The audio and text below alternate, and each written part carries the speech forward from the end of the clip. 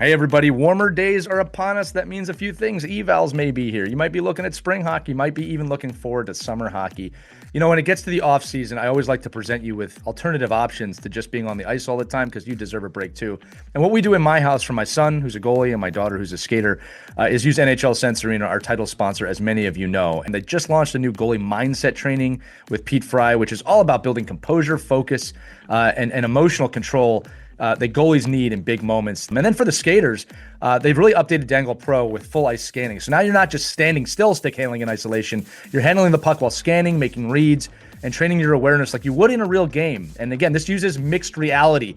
So you're actually stick handling with your real stick and a puck. You can see it around virtual objects. It's super fun and it's super nuts. We shared some videos with that. I wish I had that as a kid. Check these deals out. They're offering 50% off an annual plan compared to paying monthly. Plus, you get a free hockey training ball, a free green biscuit, and free shipping on that. Or if you go all in with a 2-year subscription, you can get a new MetaQuest 3S headset for $100. That's $900 in savings. I have never seen them offer the headset for that price. So if that's what's been holding you up, this is the time to get it because it all is going to add up. All right. Head to nhl.sensorina.com/OKPH and use the promo code OKPH to save an additional $25 on top of the offers I've already mentioned. We have always loved NHL Sensorina's belief in us and what we do as a show, and we always appreciate your belief in us as well. This is a great deal. Go check it out. And as always, enjoy this episode of Our Kids Play Hockey.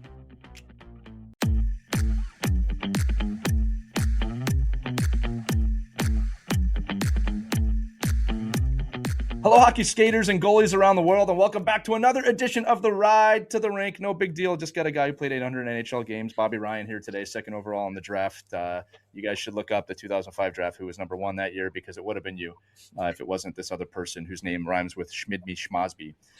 Anyway, Bobby joined us on a really great episode today. We talked about a lot of things, but kids, something we wanted to bring up to you has something to do with your mentality on the ice. And I'm going to let Christy introduce this question because it was really great. Bobby, after a kid has a game or, after a practice, and let's say the game didn't go great, or maybe it went really well. So you're either really high or really low. What's a great way for a kid to look back at their performance in a game and figure out how to get better and not be too hard on yourself? It's a great question, and I think I would preface it by saying to every kid that's listening, something that was told to me when I was about their age was that you were never as good as you thought you were, and you definitely weren't as bad as you thought you were. So it is very, very important to stay in the middle. And what I like to do with my son, who's 8, is pick one thing that we did really well today, whether it was a pass or a goal. Maybe it was a goal, maybe it was a pass, maybe it was something that led to something really good. Let's create one positive thing in our minds that we did, but let's also pick something that we could do better. So a negative. Was it a turnover? Did we lose the puck in front of our net? If we're a goalie, did we let something in that probably could have been saved? Whatever it might be, we're going to pick one positive, one negative, and then you take those two things and say, what can I do better next practice? What is one thing that I can do better next practice or next game? And how can I do that? So it sets yourself up for success next time you get on the ice. Bobby, our players as they get older have to start taking a little ownership in that concept, right? Of knowing like what they can do to motivate themselves and understand that you're never as, bad as you thought you were, and you're never as good as you thought you were. What is a strategy that a player can use as they get older and mom and dad aren't prompting them? What can they do by themselves to remember to kind of go through that process of finding the good and the bad in every time they train? Yeah, I think if you're having these conversations with yourself, you're already ahead of the game. If you're listening to something like this, that's already putting yourself in a mental space to help yourself. Um, you're ahead of the game again. I found that after every single, and I did this throughout my entire career, and it very much helped me, is that I took 5 minutes every time, no matter what it was, of quiet. Coaches, you would always listen to your coaches after the game, and then at a certain level, media. But then you go away, and I would go away, and I would get on the bike, and I would spend 5 minutes to myself, just completely clearing all the mechanisms that are around you to maybe tell you that you were really good or to tell you that you were really bad, and you get into your own headspace. And there's nothing you can really do except be accountable. You just have to be accountable. And if you want to be good at anything in life, you have to be accountable. And hockey is no different. So spend 5 minutes to yourself. It doesn't have to be 5. It could be 3.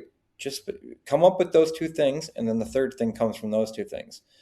Positive, negative, and what can I do better? And the only thing that I can really set myself up for is preparation, being ready for the next time I go. And you have to find a way to get yourself 3 to 5 minutes. Just find a way. It could be in the car with music on. It doesn't matter. Just find a way to give yourself 3 minutes to go over the highlights.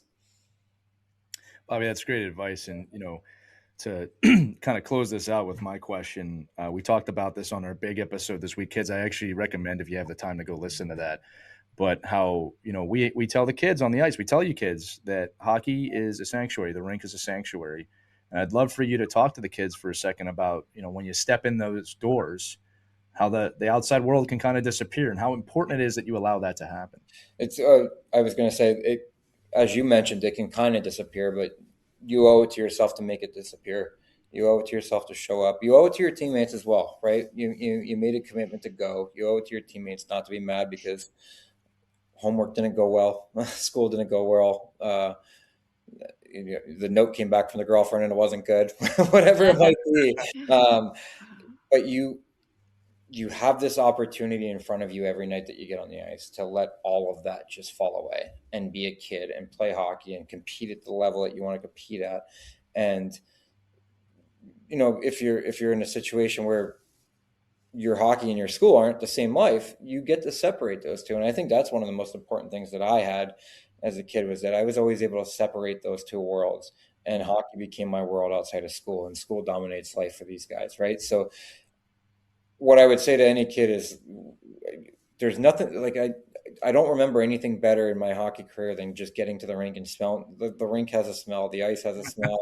The locker room doesn't have a great smell, but I hope you guys understand the way that you can hear the ice and the crackle. That just used to set me on a certain wavelength every time I would walk into that. And I hope that's my hope for any kid that's playing, is that they get there. And as kids are listening to it, I hope you find that sanctuary. And as adults that are rearing these kids and teaching these kids, create it. Just create it for them. It's the best part. It's the best part of their game. It really is. And Bobby, I'm sure you agree that the coolest part about what you just described is it never really goes away. No. It's something I've noticed, that nothing will make me feel like a kid again, like walking into an ice hockey rink and everything you described, right? And that's the coolest thing. You don't know that when you're 8, 9, 10, 11, 12. Yeah. But you find that out later on of, wow, this still is the most amazing experience in the world. Nothing better. Nothing beats it. I love it. All right, gang, you just heard from Bobby Ryan. It's another great episode of The Ride to the Rink. Kids, remember, wherever you're at on your hockey journey, we believe in you. You should too. Skate hard, have fun, learn something today, all right? We'll see you on the next Ride to the Rink. Take care, everybody.